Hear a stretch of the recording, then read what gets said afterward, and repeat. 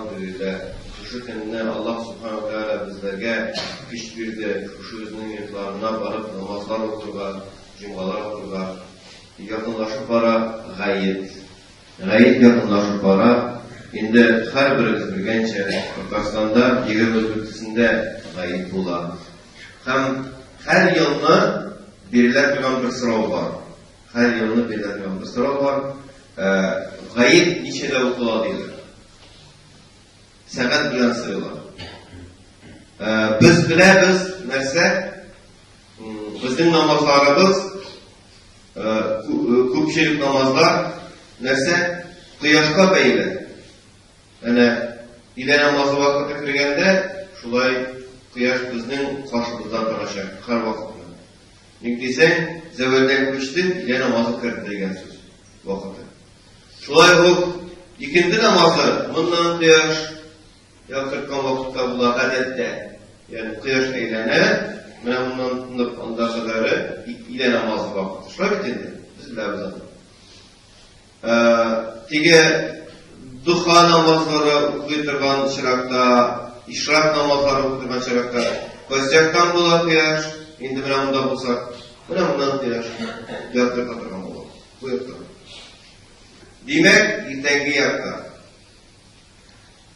Gayet namazı, şeriat gözlüğünden karaganda, kıyaş, süngü kadarı uzunlukka ko'tarilgandan so'ng, süngü deganini bilasiz endi, kapli kadarı.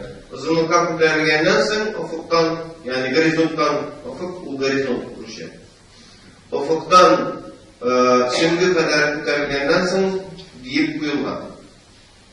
İkinci türlü aytganda, tulusunca kıyaşını görüp, kıyaş ko'tarildi ekanligini ko'rgandan so'ng narsa gayet namazı ko'p bo'ladi. Gayet namazı ko'p bo'ladi. G'adatda onun için ko'p kerakmaydi. Kıyaş çığa başlaw mezgilinden kıyaş tez ko'tariladi. Kıyaş çığa başlaw mezgilinden kıyaş tez ko'tariladi. Dege bizning ko'z sistemasi shunday yaratilgan, bizning çamalov bilen karaganda, adam balasının çamalov bilen karaganda, kıyaş tez ko'tariladi. Şuna göre kıyaş çıkkandan so'ng, yartı saatdan so'ng tulusuncha ko'tarilgan bo'ladi. U qadarı nega? U qadarı üstünlükke. Biksirek bo'la g'ayib kunni u vaqtda bulutlu, g'adatda bulutsiz bo'ladi. So'ngroq bulut keltirgan mumkin, lekin g'adatda bulutsiz bo'ladi. Hem bunda ya tüytürüp kıyaş çıkırgan bular. Şunda gayet bular. Şu vakitte gayet bular. Elbette kişi gayetke irterek gelse urunlarını meşit içinde alırga mümkünçülüğü bular. Min ele imam bulgançıya kadarı ilgari bir mertebe gayetke sınga kaldım. Bu sınga demende tege mine namazlarına girip gittim. Nagorno meşitine bizning kuşu meşitke. Neyse kaya namaz okudum, özümde bir bəxtli sanadım, tege neydi, baskışta namaz okudum. Özümde bir bəxtli sanadım, baskışta kırıldım.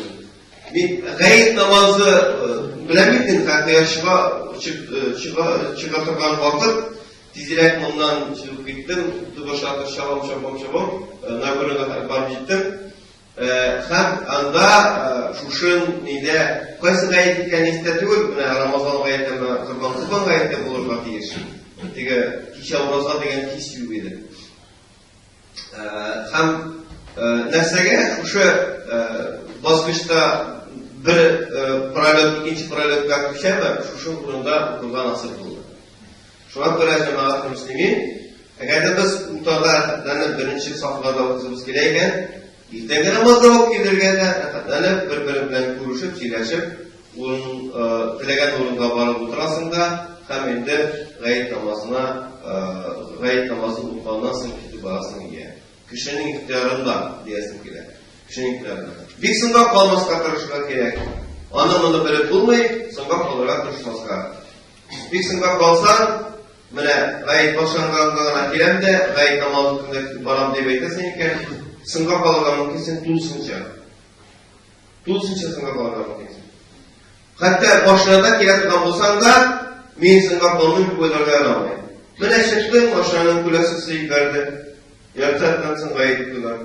Sinirle kulasını almastıra şu yarıtatan tutarek gider. Sen girip gittin şu uçuğa gayet kılar. Bütün yüzden yutbaşı kalmalar.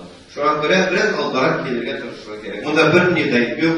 İkisiniz ittirek mescidin işçilerine ittirek açılan. Gayet ki kanalda ittirek açılan. İşte rahim ettiniz. Dibetine gerek bu meselede problem yok elhamdülillah. Gayetke bağlanışlı söz şundaydı.